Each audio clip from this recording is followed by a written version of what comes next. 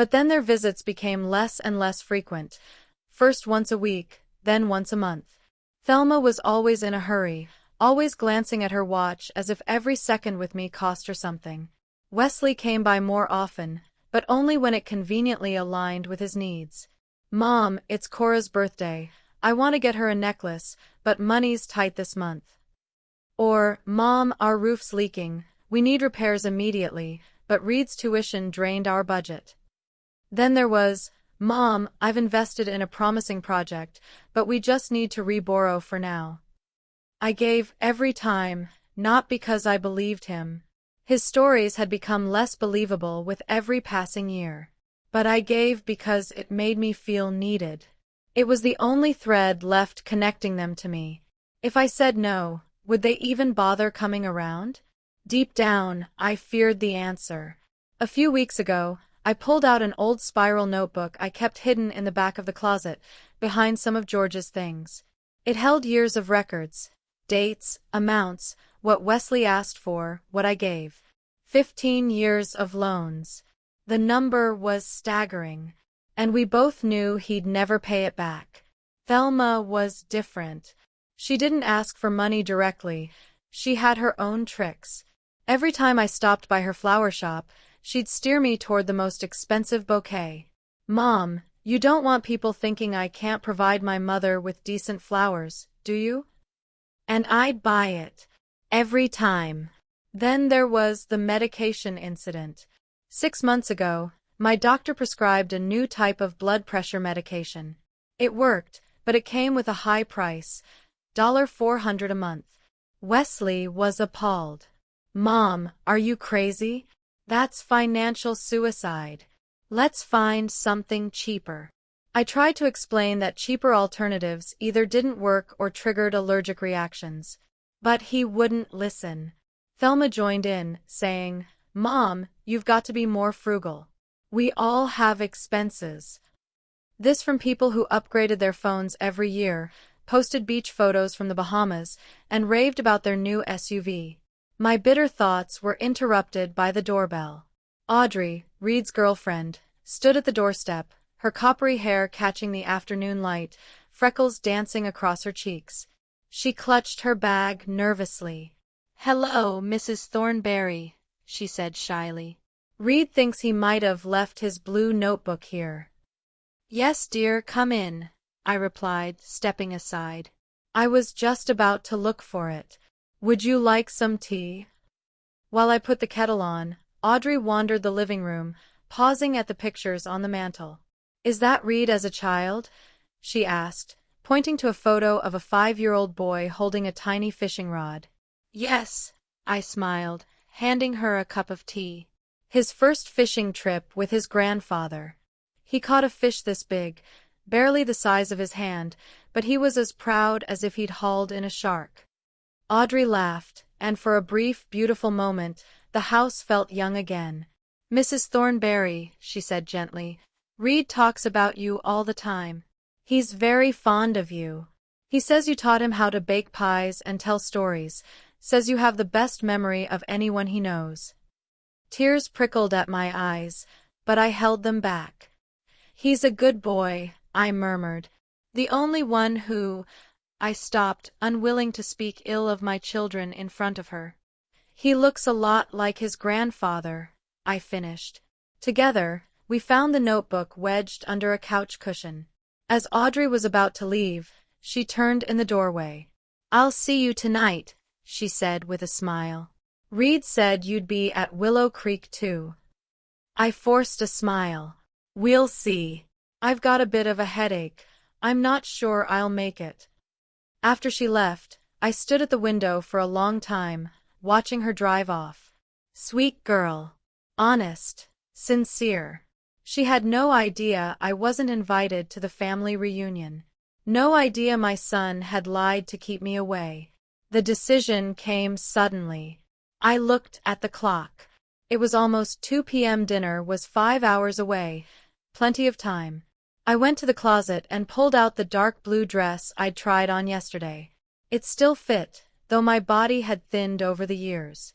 I added the low-heeled shoes I'd worn to Thelma's wedding, and the delicate pearl necklace George gave me on our 30th anniversary. I would not stay home and feel sorry for myself. I needed to see it with my own eyes, whether this was a misunderstanding or a deliberate betrayal. At 5 o'clock, I called a cab. The driver, a young man with tattooed arms, raised an eyebrow when I gave him the destination. Willow Creek? That's the fancy place, Grandma.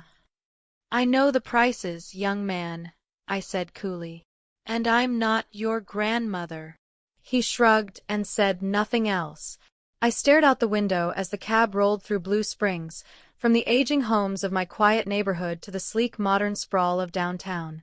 Willow Creek was nestled on the outskirts, in a lovely spot by the river. The evening sky had begun to dim, casting golden streaks across the water. When we pulled up, I asked the driver to stop a bit to the side. "Wait for me here," I told him, handing him the fare. "I won't be long." Willow Creek was everything I remembered, an elegant two-story red brick building wrapped in ivy, with a terrace that overlooked the river. A place reserved for engagements, business deals, milestone anniversaries. I didn't go to the front entrance. Instead, I walked around to the parking lot, hidden by trees. Their cars were already there. Wesley's silver Lexus, Thelma's red Ford, Reed's dented Honda.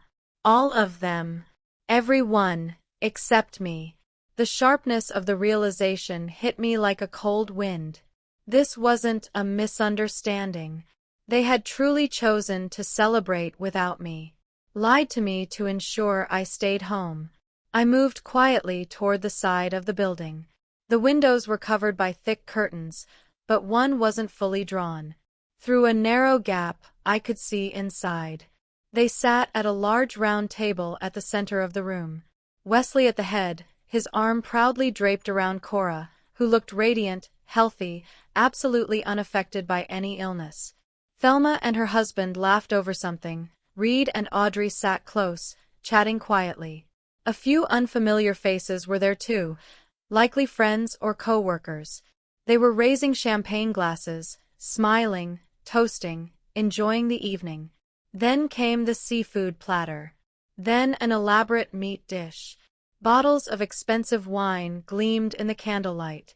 I knew the prices here. A single meal could cost as much as an entire month's rent. "We're tight on money, Mom. These medications are too expensive. Let's look for something cheaper." All lies. I watched Wesley stand, raise his glass in a toast.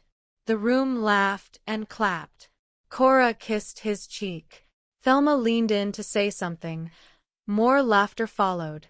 I remembered asking Wesley last year to help me fix a leak in the roof. He said he was having financial difficulties. I waited 3 months. The ceiling dripped constantly. I finally paid a handyman myself, most of my savings gone. And when I had a mild heart attack last winter, Thelma couldn't visit. "Too much going on at the shop," she said. Only Reed had come. He'd stayed by my bedside all night, holding my hand.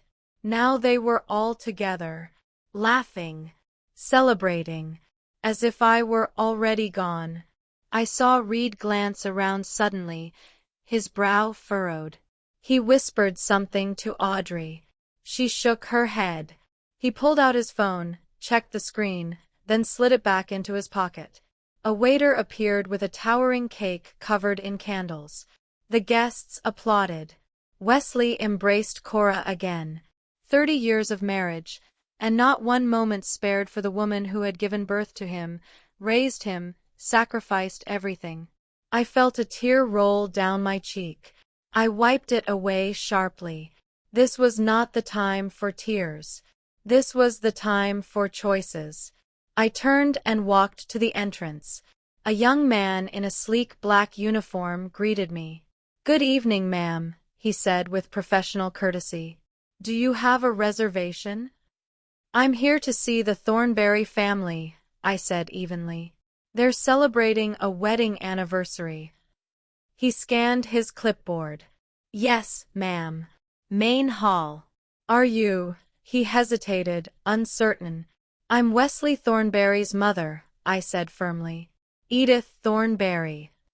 His demeanor changed instantly. I apologize, Mrs. Thornberry. Please, right this way. Your family is already inside. Family, I thought bitterly, as I stepped into the elegant lobby. A family that didn't want me here. A family that lied. But now they would see me. Now, they would understand that Edith Thornberry is not someone to discard like an old coat forgotten in a closet. I took a deep breath, straightened my shoulders, and walked with purpose toward the heavy oak doors of the main hall. For a moment, I stood just outside them. Music, laughter, and clinking glasses spilled into the corridor. One more step, and I would shatter their perfect evening. Should I turn away? Walk home with what little dignity remained? No. A quiet steel inside me stiffened. I had never backed down in my life, not when George died and left me drowning in medical bills. Not when I stood alone, navigating grief and paperwork and hospital forms.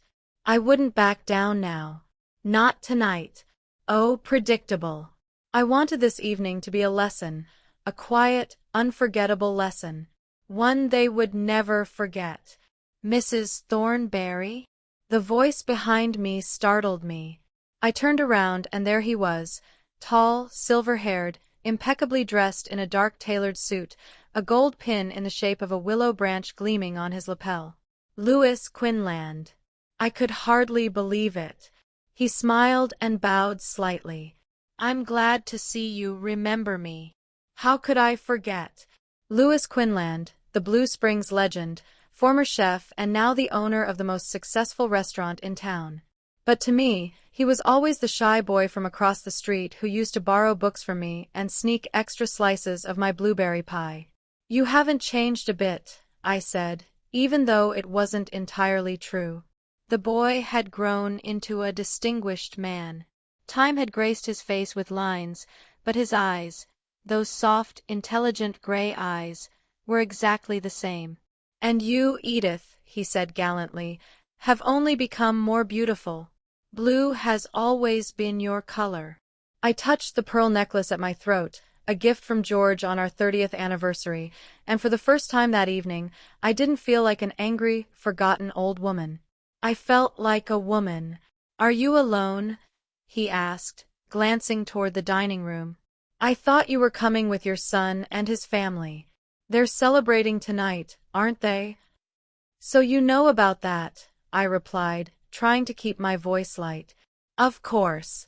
I personally arranged their event. 30 years, quite the milestone. I wanted it to be perfect. His words caught in my throat. He must have noticed the change in my expression. Is something wrong, Edith? I wanted to lie. I wanted to tell him everything was fine, that I was just late. But I couldn't. There had been enough lies already. I wasn't invited, I said softly. My son told me the dinner was canceled. Said his wife was ill. But I found out the truth by accident. Louis's face darkened. His polite demeanor shifted to one of outrage. That must be a mistake, he said firmly. A misunderstanding. Wesley wouldn't. He would, I said, cutting him off. He did. I saw them through the window. They're having a wonderful evening without me. His jaw tightened. Unacceptable, he said flatly. Absolutely unacceptable. He extended his arm to me. Let me walk you in. The mother of the guest of honor should not be standing in the hallway. I hesitated. This wasn't about causing a scene. I didn't want to drag anyone else into the mess my family had created. Louis, I don't want to create problems for your restaurant. The only problem here, he said, is the lack of respect your children have shown you. My restaurant does not condone that. He offered his hand again. This time I took it. How do you want to do this? He asked as we reached the doors of the main hall. Walk in quietly, or would you prefer a grand entrance? I can arrange something special. I shook my head. No scenes. No drama. They probably expect me to cause one. They probably think I'll cry or yell or collapse. I won't give them that satisfaction. I want to walk in as I should have, the honored guest. Louis nodded approvingly. Elegance is always more powerful than spectacle. Ready. I took a deep breath and nodded. Ready. The doors opened. The hall was dazzling. Crystal chandeliers spilled soft light across silverware and glass. White and cream roses, lilies, and orchids cascaded from the ceiling and spilled from tall vases, making the room look like a blooming garden. At the center was the thornberry table, lavishly decorated, a three-tiered cake in the middle. Wesley sat at the head, dressed in a suit I'd never seen before. Cora was beside him, radiant in a burgundy gown with a new necklace around her throat. Reed, Thelma, Audrey, and others I didn't recognize surrounded them. They were in the middle of a toast. Wesley's voice rang out above the laughter. Louis and I walked slowly, purposefully. Eyes turned toward us, whispers began. Reed saw me first. He straightened abruptly, his mouth parting in shock. Audrey gasped and tugged at his sleeve. Then Thelma looked up. Her glass froze midway to her lips. And then Wesley turned. And that's why I want to say. His voice faltered when he saw me. Louis stepped forward.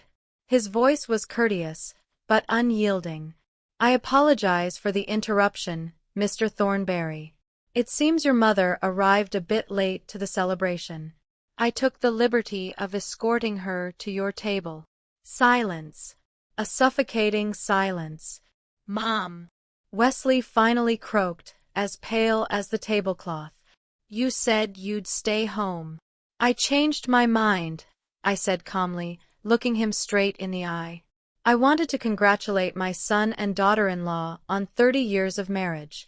That is what we're celebrating, isn't it?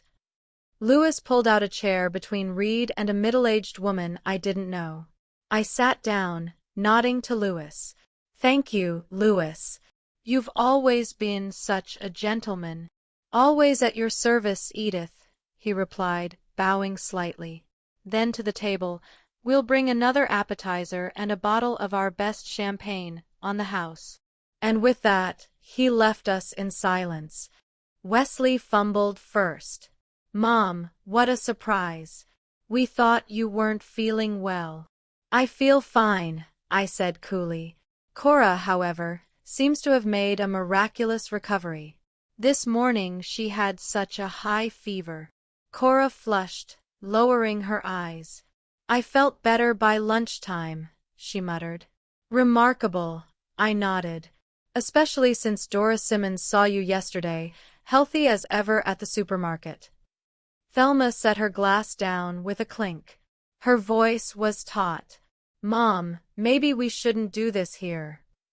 Don't, dear, I said, turning to her. Let's tell the truth. You always said lying was wrong. Remember. Just then, a waiter arrived with another appetizer and a fresh bottle of champagne. The table stayed quiet as he served, the weight of my presence pressing into every corner of the celebration. And I sat there, upright, composed, surrounded by flowers, lies, and family, ready at last to teach them the lesson they would never forget. He set out plates and glasses as everyone around the table remained silent, their smiles strained, clinging to the image of the perfect family, one bound by love and togetherness. What a farce! Grandma, Reed leaned toward me and spoke in a hushed voice as the waiter stepped away. I didn't know. I thought you knew about the dinner. I know, honey, I replied just as softly, squeezing his hand under the table. It's not your fault. Wesley cleared his throat, pulling everyone's attention back to himself. Well, now that we're all here, he said, emphasizing the word all with a note of thinly veiled irritation, let's get on with the party. Mom, you're just in time for dessert. He nodded to the waiter, who began cutting the towering cake, a multi-tiered confection adorned with a bride and groom figurine on top. It must have cost a fortune. What a beautiful cake, I said, accepting the slice handed to me. Must be expensive. Not at all, Mom, Wesley said too quickly, his voice falsely casual. It's not expensive. Just a small family party. Nothing fancy. I looked around at the elaborate spread, crystal glasses, polished silverware, exquisite dishes, the overflow of flowers. Yes, I can see how modest it is, I said, my tone neutral. And such an intimate gathering, considering how many guests you have. I thought you were having financial difficulties. Isn't that why you asked me for $2,000 last month? For car repairs, if I'm not mistaken. Someone coughed. The woman next to me, Cora's friend, I assumed, glanced curiously at Wesley. Mom, Wesley said through gritted teeth, his smile tight, can we talk about this later, in private? Aren't we in a family circle? I asked with a mild smile. Or am I no longer considered part of the family? Sorry, I must have missed that memo. Of course you're part of the family, Thelma said too loudly, her voice drenched in forced cheer. We just thought it might be tiring for you. At your age. The noise, the late dinner. At my age, I repeated slowly, letting the words sink in. Interesting that my age didn't stop me from watching your cats last month so you could go to the spa. Or helping Wesley with his tax returns. Or lending him money he never repaid. An uncomfortable silence fell over the table. Wesley busied himself with his cufflink, avoiding my eyes. Cora became engrossed in the pattern on the tablecloth. I wanted to invite you, Mom, Wesley finally said, trying on remorse like an ill-fitting jacket. I just didn't think you'd be comfortable. You don't like noisy gatherings. That's strange, I replied. Who hosted every Christmas dinner? Who threw Dad's birthday party when he was in the hospital? Who organized the neighborhood barbecue?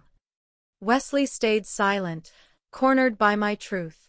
It's not about my age or preferences, I continued, voice calm but resolute. It's that you didn't want to see me. It was easier to lie than to extend an invitation. Mom, that's not true, Thelma tried to interject. Don't, dear.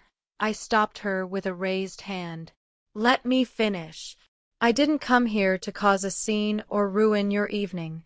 I came because I wanted to understand. When did my children become the kind of people who lie to their mother's face? Who exclude her like an inconvenient errand? Grandma, Reed said gently, I didn't realize. I swear I thought you were just running late. I smiled and patted his shoulder. I know, sweetheart. This isn't about you. Just then, Louis returned to the table with a bottle of champagne, his presence a calming force. Hope everyone's enjoying the evening, he said, though it was obvious he sensed the tension.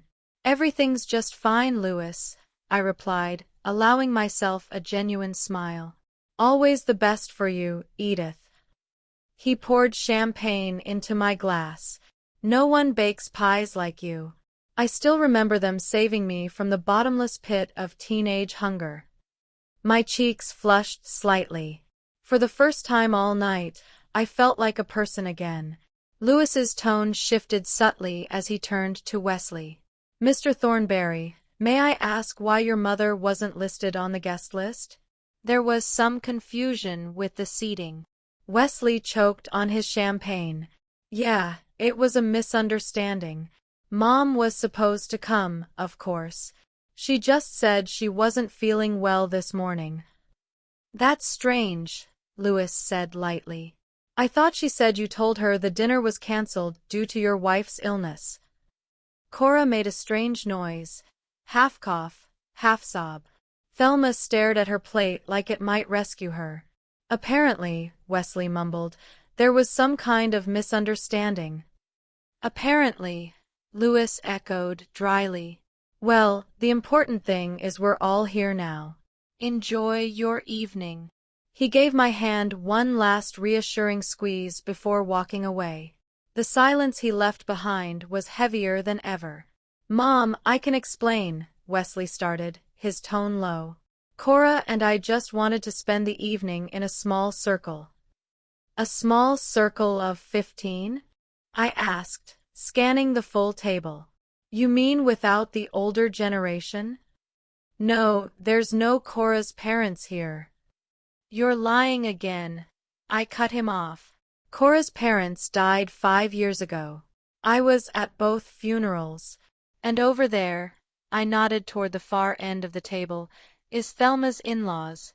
They waved at me when I walked in. Wesley paled. If he could have sunk into the floor, he would have.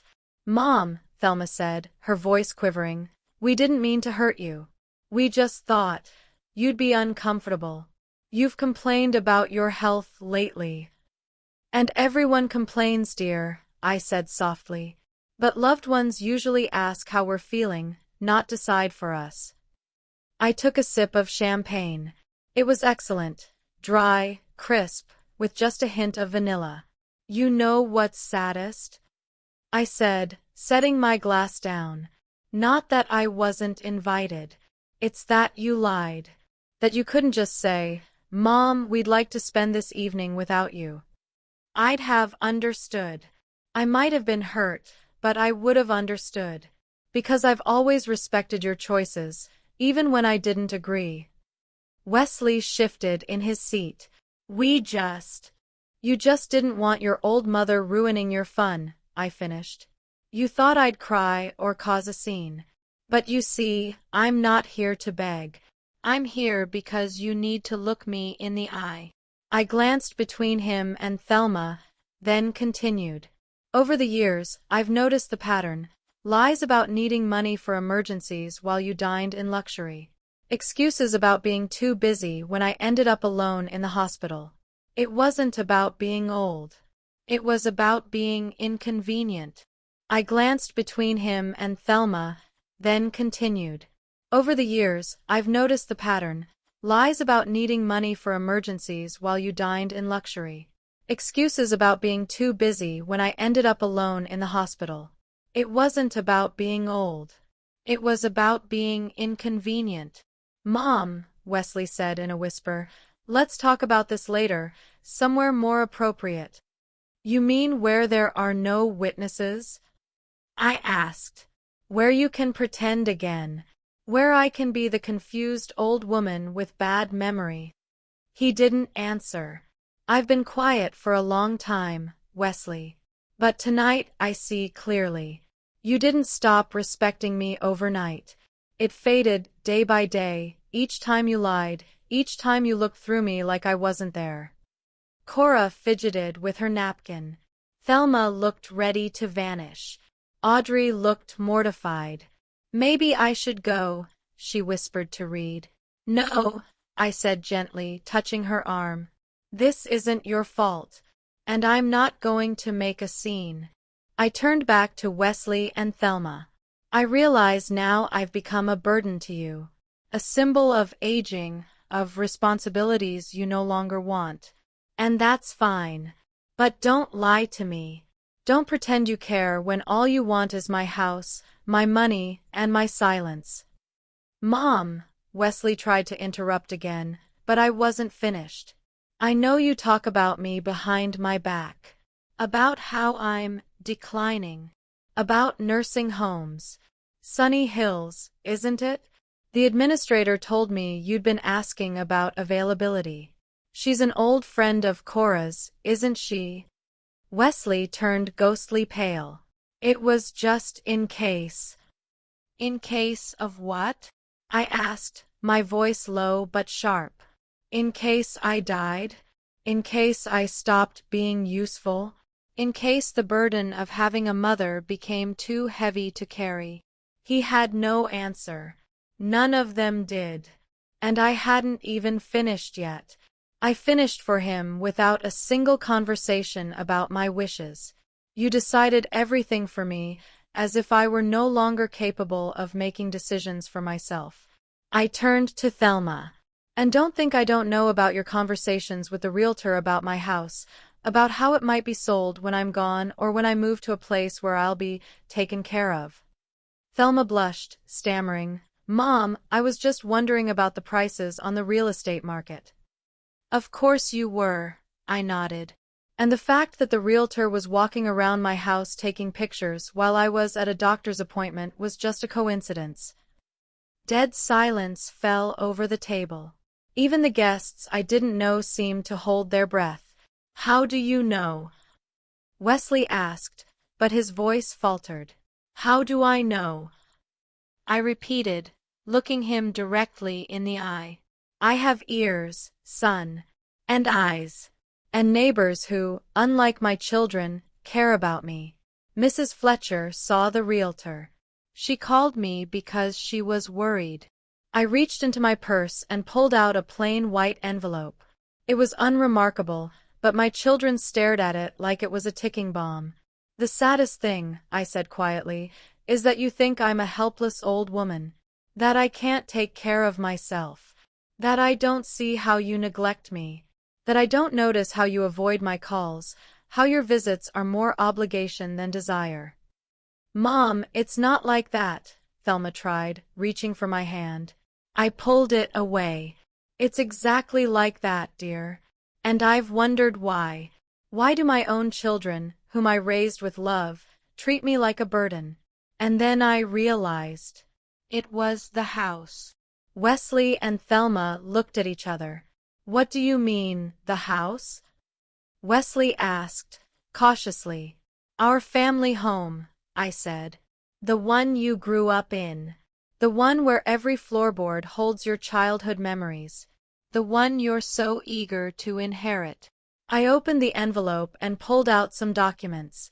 "You've been waiting for me to either die or become so helpless that you can stick me in Sunny Hills and take over the house. But you never asked what I wanted, what my plans were. You decided for me." "Mom, what are you talking about?" Wesley's voice was trembling. "I sold the house," I said simply. The silence was absolute. Wesley froze, his glass suspended mid-air. Thelma made a strange choking sound. "What do you mean, sold it?" Wesley managed. "You couldn't. You wouldn't." "But I did," I said calmly. 3 days ago. Mr. Jenkins, my lawyer, handled everything. The house was bought by a young couple with 2 kids. Lovely people. Full of hope. But what about you? Where will you live? Thelma looked on the verge of tears. "Don't worry about me," I said with a smile. "I rented a small apartment near the center, near the library. You know how much I love to read." "An apartment?" Wesley looked at me as if I'd told him I was moving to the moon. "But the house, it's our family home. Dad wanted it to stay in the family." "Your father wanted me to be happy," I said firmly. "And he wanted his children to be good people. One of those wishes I can fulfill." I reached into the envelope again. "As for the money from the sale." Wesley leaned forward, eyes gleaming. "I donated it to the city library," I said. "They're building a new wing, and it'll bear your father's name. George loved books. It's a fitting tribute." Wesley's face was a mixture of shock and horror.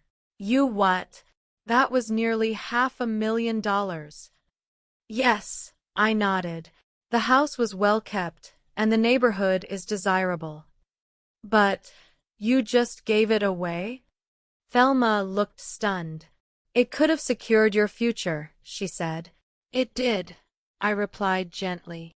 "Because for the first time in years, I'm living for myself. And as for the rest..." I pulled out another document. "My will. I've changed it. Everything else, my savings, my jewelry, my personal belongings, I'm leaving to Reed."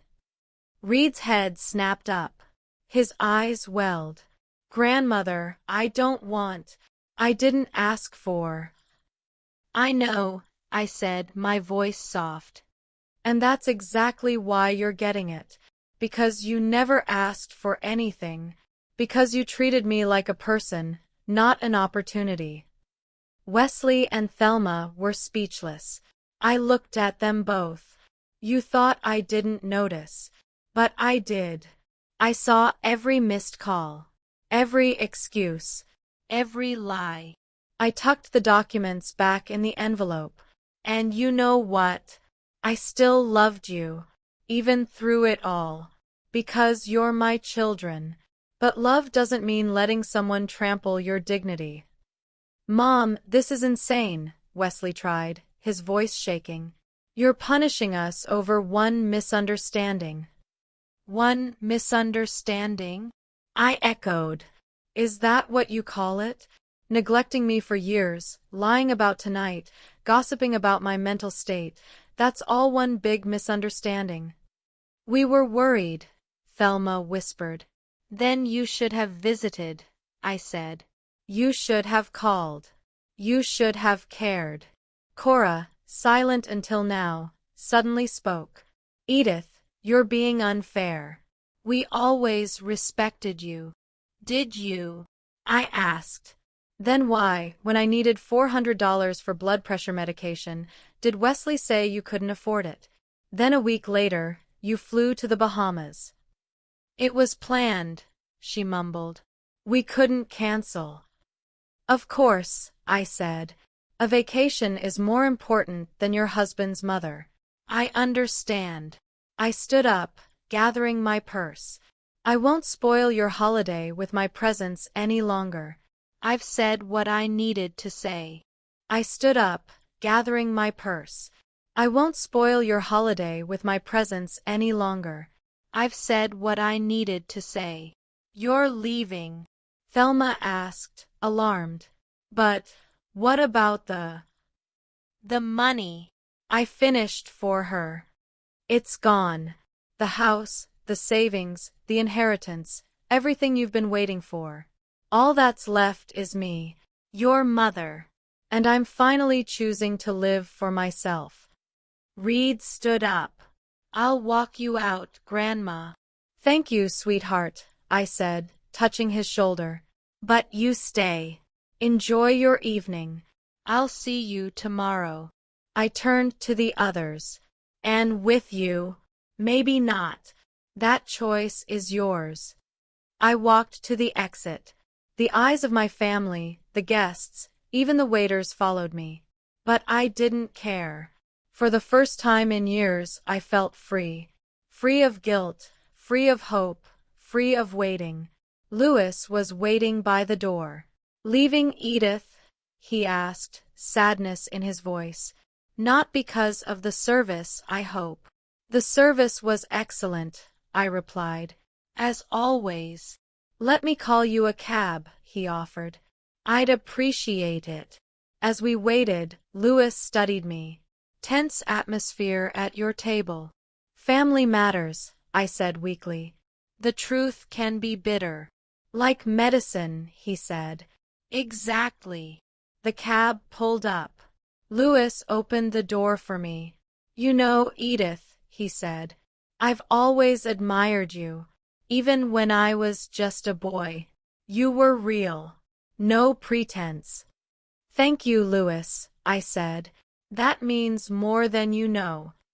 I heard about the donation. George would be proud." I paused. "You know, Blue Springs is a small town," he smiled.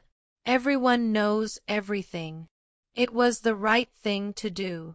"I don't doubt it," he said seriously. "And Edith, if you ever want tea or a talk, my door is always open." "I'll remember that," I said, stepping into the cab, leaving behind the noise, the lies, and the weight of expectations.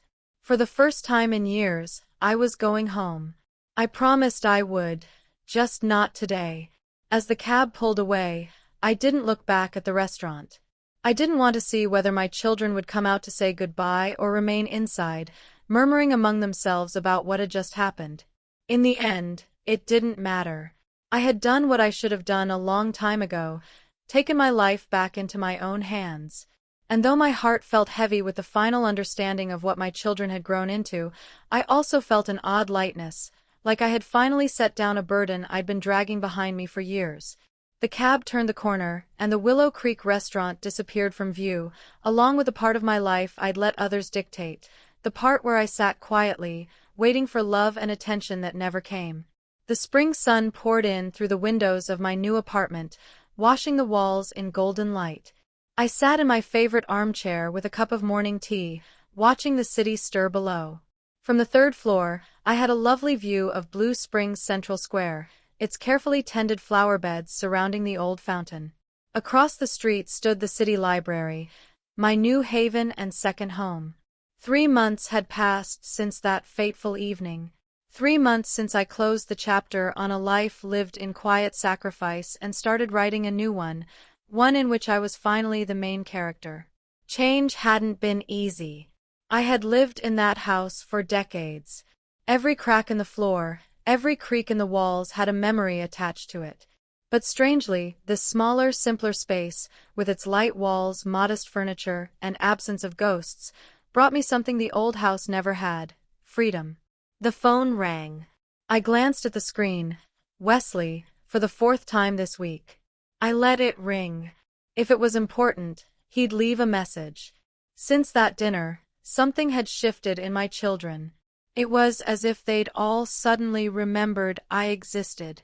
The first calls had been filled with fury. How could I have sold the house? How dare I disinherit them? But when anger got them nowhere, they pivoted to charm. Wesley came by with supermarket flowers and a sheepish grin, rambling about misunderstandings and how much they all loved me. Thelma began calling daily, inviting me to lunch and asking if I needed anything. Even Cora sent over a fruit basket and a card covered in glittery cursive and feigned regret. I didn't slam the door on them, but I didn't rush to open it either. I kept my distance, polite, cordial, but cautious. I knew better now. Trust is like porcelain. Once broken, it doesn't go back to what it was. And I knew the truth behind their sudden affection. They were hoping I hadn't yet parted with the money from the house sale. Maybe the library donation had been a bluff. Wesley even tried to gingerly suggest that perhaps I'd acted too quickly, that maybe there was still time to reconsider. When I assured him the money was already donated, the transaction finalized, his face changed. The mask slipped, and for a moment, I saw the Wesley who had become a stranger to me. The phone rang again. This time, it was Reed. "Good morning, Grandma," he said, his voice warm and bright despite the early hour. "How are you today?" "Good morning, honey," I replied, smiling. "Beautiful as always. I'm admiring the view and thinking about the day ahead. Did you remember the library opening is today?" "Of course I did. I'll pick you up at 3 o'clock like we planned," he said, excitement clear in his tone. I smiled and looked over at the navy blue dress with a soft silver pattern hanging neatly on the wardrobe. Everything was ready. After we hung up, I returned to my tea. The opening of the new wing meant a great deal to me. It would be named after George, the George Thornberry Wing, a place for children to explore stories and ideas, just as he had always loved to do. I knew he'd be proud, just as I was proud to honor him in this way. After breakfast, I headed to the library for my morning volunteer shift. 3 days a week, I helped in the children's section, reading fairy tales aloud, recommending books, and sometimes just being a steady presence for teens who came in more for peace and quiet than paperbacks. Those kids saw me as someone who had something to offer, not as someone waiting to be put away. That feeling that I still had value was a gift. On my walk, I bumped into Martha Finch, my friend and fellow tenant, an energetic, witty retired math teacher who had helped me adjust to my new life. "Edith," she called, waving from the corner bakery. "I'm heading in for fresh bread. Want anything?" "Thank you, Martha, but no. I've got a big day today, lunch in town after the ceremony." She beamed. "Ah yes, today's the big unveiling. The George Wing. A fine thing you've done, Edith. Really fine." I thanked her and continued on. By the time I reached the library, the preparations were well underway. Workers were adjusting the outdoor stage, volunteers bustled with ribbons and chairs, and Miss Apprentice, the head librarian, was weaving through the chaos with the energy of someone half her age. "Edith!" she cried when she spotted me. "Thank heavens! Could you help us pick the first batch of children's books for the new shelves?" "With pleasure," I said, rolling up my sleeves. "With pleasure," I said, rolling up my sleeves. I spent hours sifting through colorful covers and classic titles. Fairy tales, chapter books, picture books about friendship and growing up. It brought back memories of reading to Wesley and Thelma before bed. Once those memories would have stung, but now they simply were. I had come to peace with what was. They hadn't become who I hoped, but they were still my children. I just loved them differently now, without delusions or expectations. At noon, I walked home to rest before the ceremony. A red light blinked on my answering machine. The first message was from Wesley. "Mom, it's me. Cora and I are coming to the library opening tonight. I know you didn't invite us, but it's a public event and we want to support you. Call me if you get this." The second message was from Thelma. "Mom, I can't make it today. Emergency order at the shop. Wedding flowers. I'm really sorry. I'll call tonight to see how it went." I chuckled. Wesley, always scheming. Thelma, forever too busy. Some things never change. After lunch, I showered and dressed. The same navy dress. My pearl necklace, George's gift. As I fastened it, I paused by his photo on the dresser. The one I brought from the old house. His smile, familiar and full of life, met my eyes. "What would you say now, George?" I murmured. "Would you approve?" And I could almost hear his voice, clear and kind. "You're living for yourself now, Edith. Of course I approve." The doorbell rang. Reed stood outside, beaming in his pressed suit, a mirror of his grandfather. "Grandma," he said, hugging me, "you look incredible. Are you ready for your finest hour?" I laughed softly. "I'm not sure it qualifies as stardom, but yes, I'm ready." On the way to the library, Reed chatted about his classes, summer plans, and how he and Audrey were thinking of taking a trip down the coast. "Would you come with us, Grandma?" he asked suddenly. "Quiet beaches, little towns, great food. It would be amazing." I smiled. "You're a young couple, sweetheart. You don't need an old lady tagging along." "You'll never be a tag-along to me," Reed said, sincere. "Not to me. Not to Audrey either. She says you tell the best stories." I was touched. Perhaps. I really could go with them for a few days, I thought. It would be a new kind of experience. Traveling without obligations, without needing to care for anyone, simply for the joy of it. "I'll think about it," I promised, more to myself than to Reed. "But for now," I said aloud, "let's focus on today." When we arrived at the library, the square out front was already filled with people. Neat rows of white chairs had been set up in front of the temporary stage, nearly every seat taken. The new wing gleamed in the soft afternoon light, its pale brick and clean glass catching the sun like a polished jewel. Above the entrance, a golden plaque hung covered by cloth, waiting to reveal George's name to the world, George Thornberry Wing. Miss Apprentice greeted us at the door, practically glowing with excitement. "Edith! At last! We've been waiting. Your place is in the front row, of course. And for your grandson, too." She ushered us to the seats of honor. As we made our way through the crowd, I spotted Wesley and Cora standing near the back, uncertain, their eyes scanning the crowd. When Wesley saw me, he lifted a hand in an awkward wave and began walking toward us. I returned the gesture briefly but turned away, following Miss Apprentice. Once seated, I took in the scene. Familiar faces dotted the crowd, neighbors from the old street, friends from my new building, parents whose children I'd read stories to. And there, leaning casually near the entrance in a light gray suit, was Louis Quinlan. When our eyes met, he gave a small nod and smiled. After that evening at the restaurant, we had seen each other a few times. He stopped by the library now and then, always seemingly by coincidence, and once invited me for coffee. He asked about my move, my new routine, my thoughts on the latest library editions. In his presence, I didn't feel like an old widow. I felt like a woman again, an equal, someone worth listening to. The ceremony began with the mayor's speech, standard remarks about community, education, and how important culture is to small towns like ours. Miss Apprentice followed with words of gratitude, explaining how long the library had needed an expansion and how my donation had finally made that dream a reality. "And now," she said, her voice rich with emotion, "I would like to invite to the stage the woman who has made all of this possible, Mrs. Edith Thornberry."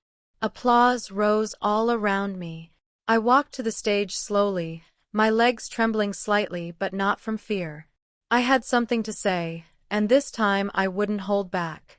"Good afternoon, friends," I began, my voice clear as the crowd quieted. I'm no expert in speeches, so I'll keep this simple. I looked out at the sea of faces, and then up at the plaque, still hidden. This wing is named in honor of my husband, George Thornberry, a man who loved two things more than anything: his family and books. Books, I said, open doors to other worlds. They teach us empathy, stretch our minds, and remind us that we are not alone in our thoughts and feelings. I paused, and in that silence I could feel George's presence beside me, steady as ever. George believed in the power of books. Even after long days at work, he read to our children every night. He believed that stories could shape a child's life. I spotted Wesley and Cora inching forward through the crowd. Wesley's face was tense, bracing himself. But I had no venom for them today. My hope, I continued, is that this new wing will be a place where the children of Blue Springs can find books that change their lives. A place where they will learn to love reading the way George did.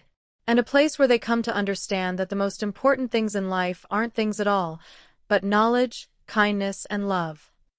I looked directly at my children now. Sometimes, I said, we forget these truths. We get caught up in the pursuit of what fades. But it's never too late. Never too late to remember. Never too late to change.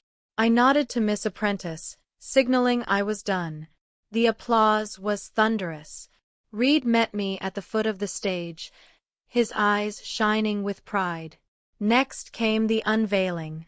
I was handed oversized ceremonial scissors and, with a sharp snip, cut the ribbon that revealed George's name in shining gold.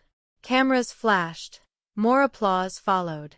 Then came the informal celebration, champagne flutes, a tour of the wing, music drifting from speakers. One by one, guests came up to congratulate me, shake my hand, share their stories. Wesley and Cora approached hesitantly. "Mom, that was impressive," Wesley said. He shifted from foot to foot like a schoolboy caught out. "Dad would be proud." "Yes," I agreed. He would have been. Especially to see his grandson Reed helping to organize all this. George always appreciated family loyalty. Wesley flinched at the hint. "Mom, I know what I did was wrong. But maybe we can fix this. Start over." I nodded, but my gaze was steady. "It takes time, Wesley. And trust. Trust is earned." Before he could respond, Louis appeared at my side. "Forgive the interruption," he said politely. "But Miss Apprentice is asking if you might say a few words to the children in the reading corner?" "Of course," I said, grateful for the exit. I turned to Wesley. "Excuse me. Duty calls." I took Louis's arm, and he gently guided me not toward Miss Apprentice, but toward a quieter part of the garden behind the library. "She wasn't really looking for me, was she?" I asked, raising an eyebrow. "Guilty," he admitted, smiling. You looked like you could use an escape. Thank you, I said sincerely. It's not easy. They're still my children, no matter what. I understand, Louis said gently. Family is always complicated. But you were right. Trust has to be earned. We sat together on a shaded bench. From here, we could see the new wing clearly. The gold plaque glistened in the light, a silent tribute to love and legacy. It's beautiful, Louis said, admiring the structure. The architect did a wonderful job blending the old with the new. Yes, George would be pleased, I replied. We sat in companionable silence. Then Louis spoke again. Next weekend, the town theater is putting on King Lear. I bought 2 tickets, but my sister, who was meant to go, has to leave town. Would you consider coming with me? I turned to him, surprised by the invitation, and by the hopeful softness in his eyes. There was warmth there, and something else. Uncertainty, vulnerability, maybe even affection. My heart stirred. I'd love to, I said, amazed at my own certainty. Louis's smile lit up his whole face. Wonderful. I'll pick you up at 6. The play's at 7, but I thought we could have dinner first. That sounds perfect, I replied, a little giddy, a little unsure, but entirely glad. We returned to the party, where Reed spotted us immediately. Grandma, there you are. Miss Apprentice wants you to meet the summer reading club kids. Coming, I said, turning to Louis with a smile. Duty really calls this time. He bowed slightly. I'll see you this weekend. The next 2 hours passed in a joyful blur. Chatter, laughter, flashes of cameras. I met the reading club children, shared stories of George's favorite books, and promised to read to them at our next meeting. The local newspaper snapped a photo for an article. Parents shook my hand, thanking me for the space their children now had to grow. When the event finally ended and most of the guests had gone, Reed and I got into his car. It was a beautiful day, he said, starting the engine. You did good, Grandma. Thanks, honey. I leaned back, tired but full of peace. It really was a special day. I saw you talking to Mr. Quinlan, he said slyly. You two seem to get along very well. I felt a blush creep up my neck. He's an interesting person to talk to. Is that all? Reed was grinning now. Because I could swear I saw something between you two. Oh, don't be silly, I said, shaking my head. But I couldn't stop myself from smiling. At your age, he teased. There's no such thing as too old for happiness, I replied, surprised by my own words. When we pulled up to the apartment, I noticed a familiar car out front. Thelma was sitting on the bench near the driveway, clutching something in her hands. She stood as soon as she saw me. Mommy, she said breathlessly. I'm so glad I made it. My order ran out earlier than I thought, so I came over. I didn't want to miss your big day. In her hands was a bouquet, not store-bought, but carefully, thoughtfully arranged. Her signature style. Thank you, dear, I said, touched. They're beautiful. May I come in? She asked, her voice hesitant. Only if you're not too tired. I looked at my daughter, the tension in her shoulders, the nervous fidgeting, the vulnerability in her eyes. Maybe, just maybe, she really was trying. Sure, I said, opening the door. Come on in. Read. I turned. Will you join us? No, Grandma. Audrey's waiting. I'll call you tomorrow. Thelma followed me up to the apartment, her eyes taking in the space. I could see the surprise on her face. She'd expected something modest, maybe cramped.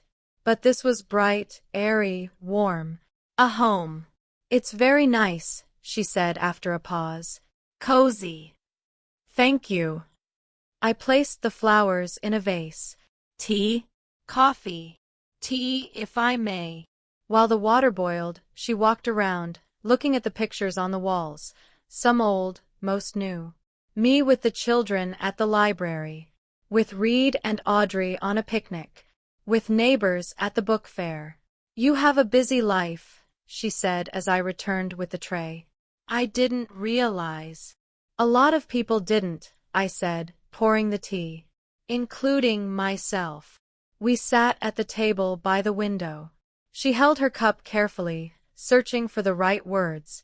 The ceremony was beautiful, she said finally. Wesley called me. He was really impressed. I'm glad, I said softly. Mom, she exhaled, setting down the cup. I owe you an apology. For the restaurant. For everything I did wrong. I waited in silence. I don't know how it got this way, she continued. We were close once. And then, life. The store. The stress. I forgot that you're not just my mom. You're a person. A whole person. For the first time in years, I saw the girl I had raised. The little one who used to crawl into my lap with her scraped knees and tearful confessions. Thank you, Thelma, I said. That means a lot. I don't expect you to forgive me right away, she said. I just want to try. I want to be part of your life again. Really part of it. I studied her carefully. I wish for that too. But as you said, trust has to be rebuilt. Day by day. We talked long into the evening. For the first time in years, we had a real conversation. When Thelma finally left, promising to return over the weekend, I stood at the window, watching the city lights flicker against the darkening sky. My new life had only just begun.